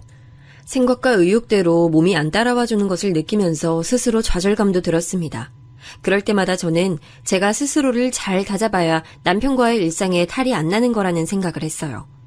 왜 그랬던 건지 모르겠네요. 아마 똥차에게 대인 전적이 있기 때문에 벤츠에게 감사하는 마음이 계속 지나치게 남아있어서 그랬던 것일까요? 저는 남편의 밥을 챙겨주면서 동시에 그날 입고 갈 양말이며 넥타이까지 골라놓는 수고를 매일 감수했지만 남편은 저에게 무엇 하나 해주는 게 없었어요. 몇 주 지나니까 그런 신세가 은근히 서운하더라고요. 자기도 주말 같은 땐 요리도 해주고 빨래도 해주면 안 돼? 맨날 나만 도맡아서 하잖아. 이건 좀 불공평한 것 같다는 생각이 조심스럽게 드네. 대신에 내가 너보다 더 많이 버는데 돈은 똑같이 급여해서 각자 비상금만 제하고 다 모으잖아. 그러니까 네가 집안일이든 뭐든 더 도맡아서 하는 건 당연하다고 생각해. 그게 바로 공평한 거지. 자기가 말주변 머리 없고 무뚝뚝한 편이라는 건 내가 진작 알고 있었지만 부부가 돼서 겪어보니까 느낌이 너무 다르다. 자기는 사람을 잘 서운하게 만드는 스타일인 거 알고 있어? 갑자기 왜 얘기가 그런 식으로 튀어? 감정적으로 구는 거 난 진짜 별로야. 감정적이 안 될 수가 있어야 말이지. 그래 됐어. 말 꺼낸 내가 잘못인 것 같네. 저는 남편에게 섭섭한 마음이 들 때면 제가 자라면서 보아왔던 엄마의 고충을 떠올리고는 했죠. 도박으로 빚만 계속 지고 온 주제에 술까지 계속 찾아대며 술독에 빠져 살았던 아버지는 다정함이나 배려심 따위 짓불도 없는 행동만을 일삼으셨고 엄마는 그래서 저희 남매 눈에 늘 외롭고 고독한 분으로 보이셨어요. 엄마 고충에 비하면 이건 아무것도 아니라는 생각을 하며 애써 씩씩해지려고 했습니다. 그러나 그런 노력은 점차 짓밟히기 시작했어요. 바로 시어머니 때문이었는데요. 제가 결혼을 하며 화기애애한 고부관계라는 미래를 꿈꿨듯이 시어머니께서도 다짐하셨던 게 있는 모양이에요. 제 짐작으로는 마음에 안 드는 며느리 괴롭히기 정도가 아니었을까 싶습니다. 결혼하고 신혼여행을 짧게 다녀와서 일상으로 복귀한 뒤 딱 보름이 지났을 때였어요. 주말 아침부터 시어머니께서 저를 호출하셨습니다. 주말이라서 그나마 늦잠을 자보려고 했던 저는 당장 일어나서 준비하고 시댁으로 튀어갔죠. 그랬더니 시어머니께서 부엌에 가지가지 식재료를 늘어놓고 계신 게 보이더라고요. 굼벵이 고기를 삶아 먹었나? 왜 이렇게 늦게 와? 얼른 손 씻고 여기 있는 재료들로 만두 좀 빚어봐. 김치는 저기 락앤락통에 있는 포기김치 쓰면 되고, 알지? 난 주말이라서 동네 지인들하고 목욕탕 다녀올 일이 있으니까 그 사이에 많이 해놔야 돼. 네? 갑자기 만두라니... 무슨 말씀이세요, 어머님? 제가 웬만한 요리들을 다 하긴 하는데 만두는 딱히 직접 만들어 본 기억이 없어요. 안 만들어봤으면 인터넷 보고 찾아서 하면 되지. 나이든 나도 할 수 있는 발상을 너는 왜 못해? 고졸이라고 티내는 건가? 하여간 머리 나쁜 애들은 이게 문제야. 나 돌머리예요 하고 티를 못 내서 한다리거든. 만두피 만드는 밀가루는 서랍장 안에 있으니까 찾아서 써. 갔다 와서 얼마나 잘 해놨는지 어디 한번 보자. 이거 큰일 났다 싶었죠. 딱 보기에도 재료가 너무 방대해서 도저히 혼자 할 수 있는 양이 아니었어요. 그리고 저는 정말로 만두를 빚어본 적이 없었거든요. 감이 안 잡혀서 시어머니께서 콧노래를 흥얼거리시며 목욕탕 외출을 떠나신 이후 저는 인터넷으로 만두 만드는 방법을 검색하고 정하느라 대략 30분 정도를 허비해버렸어요. 시간을 확인하고는 깜짝 놀라서 김치부터 썰기 시작했네요. 간신히 만두소를 대충 만들고 만두피 반죽하고 있을 때 시어머니께서 돌아오셨습니다. 저는 긴장으로 굳어 있었는데 부엌으로 곧장 들이닥치신 시어머니께서는 경과를 눈으로 찬찬히 살펴보시고는 이내 저에게 다가오셔서 제 이마에 아픈 딱밤을 놓으셨어요. 꿍 하는 소리가 나면서 골이 깨질 듯 아팠죠. 눈물까지 고여서 시어머니를 쳐다봤는데요. 시어머니께서는 그런 저를 보시며 헛웃음을 터뜨리셨습니다. 반죽을 먼저 해놨어야지. 그래야 더 쫀득하고 맛있게 되는 건데, 아유, 너는 반죽, 숙성 이런 것도 네 엄마가 안 가르쳐준 거야? 그럼 여태까지 뭘 배우고 큰 거야? 제가 한창 집에서 부엌일 많이 하던 시기에 저희 친정엄마가 밀가루로 만드는 요리를 거의 안 하시는 바람에 제가 배울 기회가 없었어요.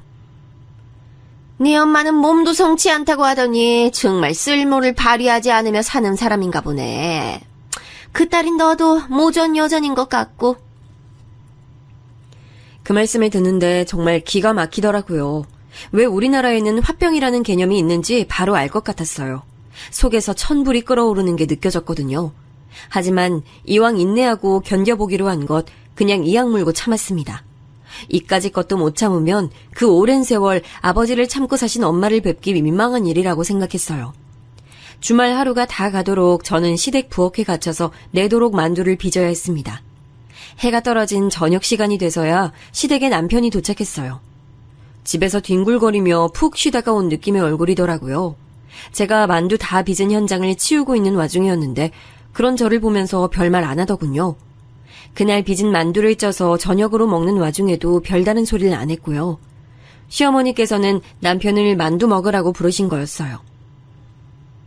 우리 아들이 만두를 어렸을 때부터 어찌나 좋아했는지 만두 귀신이라고 불렸다니까.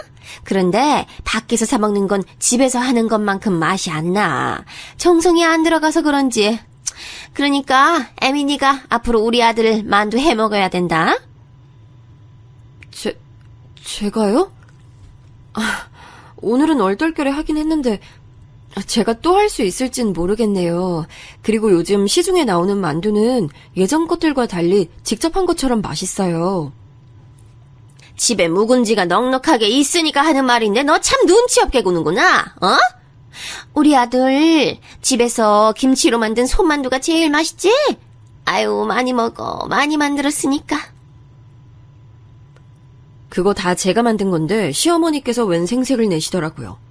저는 아이도 없건만 저를 다짜고짜 애미라고 칭하시는 것도 마음에 들지 않았으나 구태여 지적하는 게 일만 더 키우게 되는 걸까봐 그냥 뒀습니다. 집으로 돌아가는 길 제가 남편에게 말했어요. 자기 정말 너무하는 거 아니야? 어떻게 아까 어머님 앞에서 날 위한 말 한마디를 안 해줄 수가 있어? 내가 거기서 뭘 어떻게 했어야 한다는 거야? 아니 너야말로 결혼하고 나면 나와 우리 집 안에 무조건 헌신할 것처럼 굴더니 그거는 그저 말뿐이었던 거야? 헌신하겠다는 사람 치고는 불만이 너무 빨리 나오네. 남편이 무미건조하게 나오는 것에 저는 왠지 모르게 기세가 수그러들었죠. 저에게 동조를 해주지 않는 남편이나 대놓고 저를 혹사시키려 드시는 시어머니나 이 둘에게는 잘못이 있다는 생각을 처음엔 아예 못 해봤었고 그저 저 자신에게서 문제점을 찾아보려고 했던 듯 싶어요. 그런 생각들이 자꾸 이어져서 그런지 저는 결혼하고 나서 그 이전보다 많은 피로를 느꼈습니다. 출근해서 일을 하려 자리에 앉자마자 꾸벅 존 적도 있었네요. 그런데 점입가경으로 시어머니께서 저에게 안부 묻기를 강요하기 시작하셨어요. 제가 직장인이었기에 전화를 매번 드리긴 곤란했는데 대신 문자를 꼬박 보내드리기로 했어요. 그러자 이틀 만에 저에게 전화를 거셨습니다. 애미야, 내 용 글자만 딸랑 보내놓으면 그걸로 끝이야? 꽃이나 산이나 바다 사진 한 장이라도 없어? 아이, 그런 걸 같이 보내는 센스가 너한텐 발휘하기가 무척 어려운 것이었구나. 넌 그래가지고 사회생활은 어떻게 하니? 넌 네 상사한테도 이러냐? 상사한텐 제가 개인적으로 안부를 여쭐 일이 없어요, 어머님. 일하기만도 바쁜 것인데요. 아이고, 두야. 이런 것까지 내가 가르쳐줘야 한다니. 아우, 역시 잘난 구석 하나 없는 고졸 며느리를 들일 때부터 내가 이럴 줄 예상했지. 신혼 단꿈에 젖어 있어야 할 시기였건만 저는 속이 갑갑해왔습니다. 상대방이 저를 너무 안 좋게 낙인 찍어놓고 사사건건 시비를 걸어오니까 저도 버틸 의욕이 점차 떨어지더라고요. 그래도 묵묵하게 견뎠고 이런 거 못 버티면 우리 엄마 딸도 아니라는 생각을 하면서 매일 시어머니의 요구에 맞춰서 정성스러운 안부 문자도 보내드렸습니다. 그리고 얼마 후 새로운 난관에 봉착했죠. 애미야, 너 오늘 아침에 우리 아들 끼니로 뭐 차려줬니? 우리 아들 아침밥 든든하게 먹고 일 나간 거 맞지? 아, 오늘은 계란 후라이하고 치즈 먹고 나갔어요. 목이 까끌거려서 밥이 안 넘어간다고 하더라고요. 뭐야? 우리 아들 목이 까끌거려?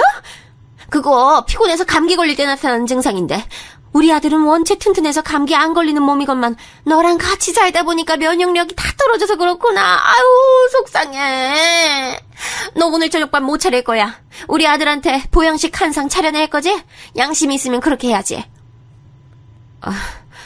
제가 오늘은 하필 퇴근이 좀 늦는 날이라서요. 이런 날이 정말 드문데 하필 딱 오늘이 늦는 날이에요. 제가 내일이나 주말 보양식 잘 차려낼게요. 오늘은 집에 볶음밥 얼려놓은 거 있으니까 그걸로 저녁 때우겠습니다. 이런 망할 걸 봤나? 그딴 성의 없는 부실한 밥상을 차리겠다고? 노숙자 무료급식도 그것보단 낫겠네. 시어머니의 잔소리를 하도 들었더니 가만히 있어도 머리가 아파올 지경이었어요. 간신히 통화를 종료하고 화장실로 가서 거울을 보는데 도저히 결혼한 지 얼마 안 된 새댁이라고 하기엔 안 믿길 정도로 안색이 퀭한 사람이 거울 속에서 저를 보고 있더군요. 그 꼴에 스스로가 기가 막혔네요. 남편은 분명 저랑 결혼하기 전에는 집에서 끼니를 안 챙겨 먹는 사람이었어요.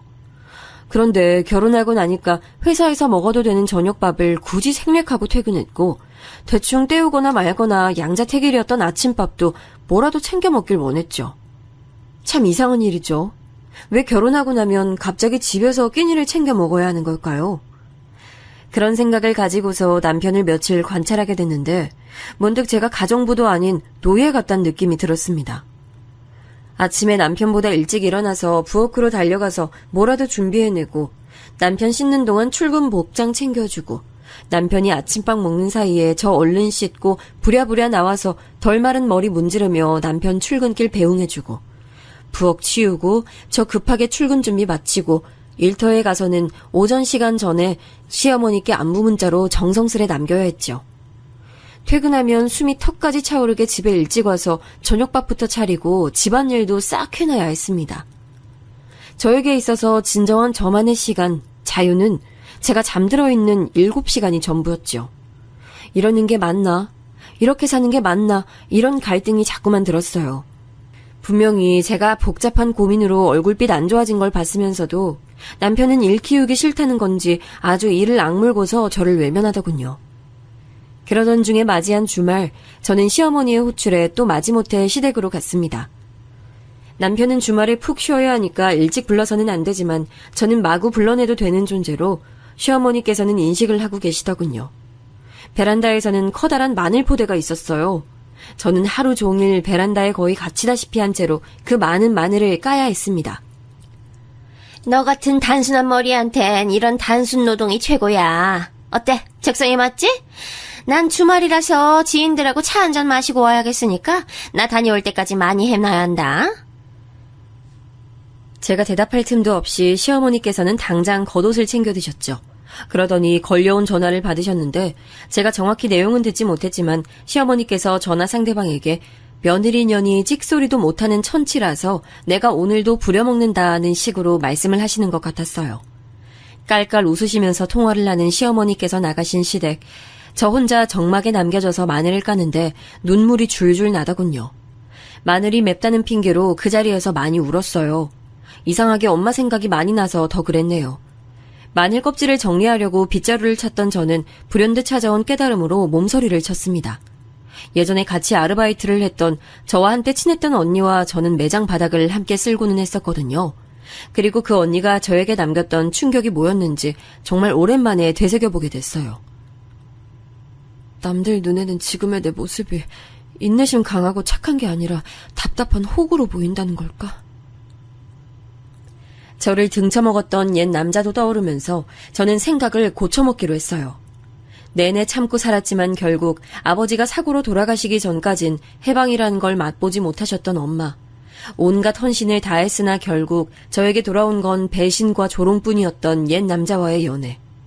그런 걸로 밀어보건대 제가 지금 시어머니께 한없이 숙이면서 비위를 맞추며 산다고 한들 얻어지는 것이 아무것도 없는 결말일 거라는 가정이 들면서 소름이 돋았습니다.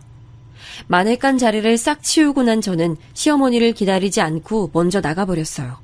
그리고 이왕이면 주말을 만끽하고 싶어서 카페에 가서 커피를 즐기며 사람들 구경이나 실컷 하다가 집으로 돌아갔습니다. 소파에 늘어져서 텔레비전이나 보고 있었던 남편이 저한테 그러더군요. 나 배고픈데 우리 저녁은 언제 먹어? 저녁 못 차려줄 거야. 메뉴 뭐야? 고기? 생선? 참 이상하지. 그냥 내 마음만 살짝 바람 부는 대로 바뀌었을 뿐인데 자기가 떠드는 입이 입처럼 안 보이고 주둥이로 보인다. 난 카페에서 지금 뭐 먹고 오는 길이라서 저녁 생각 딱히 없어. 자기가 먹고 싶은 거 있으면 알아서 차려 먹어. 그러자 남편이 깜짝 놀랐는지 몸을 바로 앉더군요. 저를 보는 눈빛이 마치 술이라도 마셨나 하는 느낌이라서 피식 웃음이 났습니다. 저보다 여러모로 잘난 남자, 그것 하나에 얽매여서 제가 노예라도 되는 것처럼 자초하고 지난 몇 달을 살아왔다는 점이 너무 씁쓸하더라고요. 남편을 사랑하지 않은 건 아니었으나 이 결혼 생활에서 제가 뭘 얻고 있는지 누가 묻는다면 저는 대답할 수 있는 말이 없었어요. 심란함을 느끼던 저는 직장에 연차를 하러 냈고요. 그날은 늦게 일어나서 남편 아침밥도 안 챙겨주고 그냥 계속 잤어요. 오전 10시쯤 일어나서 습관적으로 부엌에 가봤다가 냉장고 청소를 홀린 듯이 시작했는데 시어머니께서 들이닥친 건 그때였습니다. 김치 옮겨 담는 작업하다가 말고 현관으로 나가본 저의 머리채를 시어머니께서 바로 잡으셨어요. 이 배은망덕한 거사. 너 요 며칠 나사가 빠져가지고서는 너 같은 걸 받아준 은혜도 다 잊고 망나니처럼 굴어? 어머니, 이거 놓으세요. 대체 뭐가 불만이 있으셔서 저에게 이러시는 건지 저는 모르겠습니다. 불만이라고 한다면 네 존재 자체가 난 애초에 불만이었지 이거사. 납작 엎드려서 달달 떨며 살아야 하는 주제 어디서 기가 산 모습을 보여. 너 오늘은 아예 우리 아들한테 아침밥도 안 차려줬다면서. 내가 우리 아들한테 그 얘기 듣고 하도 어이가 없어서 몸소 출동했다. 시어머니께서는 제 머리채를 잡을 때만큼이나 아주 거칠게 놓아주셨어요. 휘청거리던 저를 지나쳐서 시어머니께서는 냉수를 찾으시며 부엌에 들어가셨고 그런 와중에도 계속 입으로는 떠드셨어요. 우리 아들 끼니 잘 챙겨주고 바닥에 머리카락 한 올 안 떨어져 있게 청소 잘하고 옷에 얼룩 하나 안 남게 빨래 깨끗하게 해놓고 나에게 극진히 효심을 다하고 이런 기본적인 것들만 지키고 살아도 문제가 안 될 건데 너는 하등품이라 그런지 영 못마땅하네. 출근하는 자기 서방 아침밥 거르게 하는 여자가 어디 있어. 넌 네 엄마가 너 그렇게 가르치든?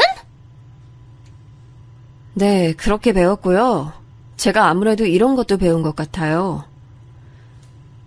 시어머니의 망발에 화가 머리끝까지 차오른 저는 결국 꺼내놓았던 김치통 안에 김치를 잡아서 그걸로 곧장 시어머니의 얼굴을 가격했습니다.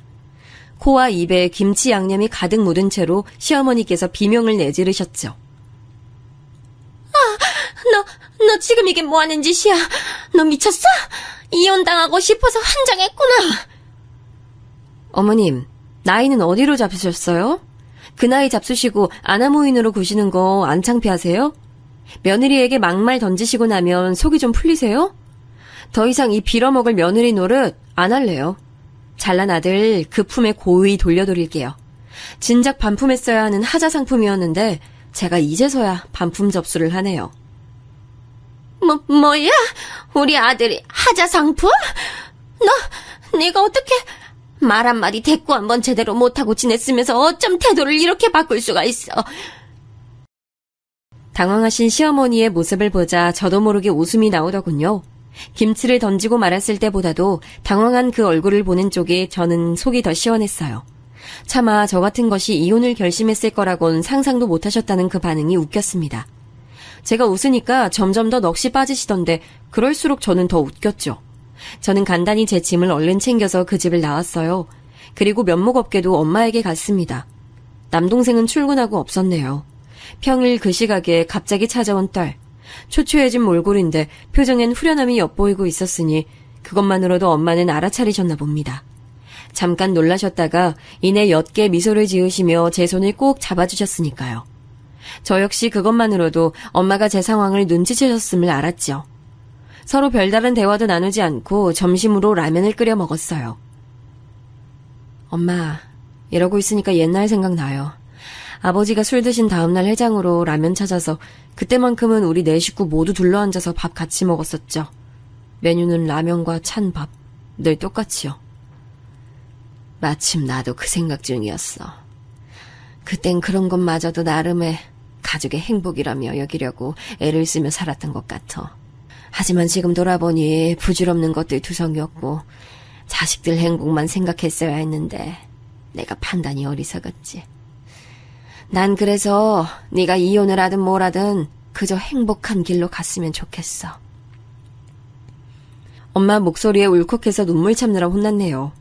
늘 개운하지 못하고 지지부진하게 달려온 게 제 인생 같았고 잘못 꼬인 탈애들이 너무 많았으나 중요한 건 앞으로라는 생각이 들었습니다. 제 편이 되어주기엔 무리가 있는 것 같은 사람, 남편하고 이혼 과정에 돌입했어요. 사실 시어머니와 남편이 함께 찾아와서 저와 허심탄회한 대화를 나눠보자며 청했지만 남동생이 험악하게 표정을 굳히자 둘 다 깨갱하며 꼬리를 말고 금세 돌아섰습니다. 저에 대한 애정은 겨우 그 정도였다는 거겠죠. 그걸로 저는 남편에게 지니고 있었던 미련을 떨쳐냈어요. 시어머니께서는 여전히 상황이 믿어지지 않으신다는 것처럼 저에게 자꾸 문자를 남기셨어요. 대략 정신 차리고 돌아오라는 내용들이 줄을 이뤘는데 어이가 없어서 답장조차 안 했습니다. 하지만 정신 차리라는 대목만큼은 공감했네요. 앞으론 진짜 정신 똑바로 차리고 제 인생 개척해 나갈 작정이니까요.